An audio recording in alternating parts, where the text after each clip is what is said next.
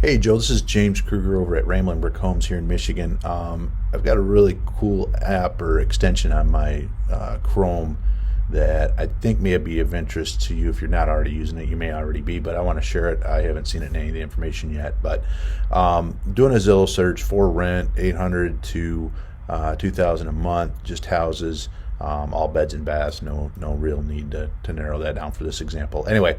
So you can see there's 3,300 listings. Well, if I just want to focus on, let's say, the Phoenix, Arizona area, I'll do my little draw like you showed us how to do here. Oh, maybe I will. There we go. Kind of the greater Phoenix area. And then apply. Okay. And if I turn on my Google or my Google Chrome extension, it's already here. But the current match result, there's 1,100. You may need to scale it down because it may only give you so many. I think is what the warning is, but the 500 are there.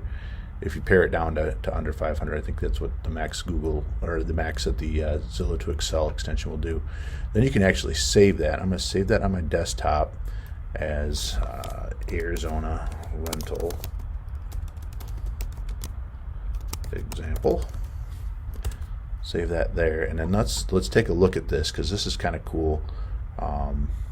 When you open it up, you can convert it over to Google Sheets or whatever, but it gives you all the info I think we need. We've got the URL for each individual listing, the Zestimate, so what that home Zillow says it's worth, the price, the rental price, that's what that is, the rent Zestimate.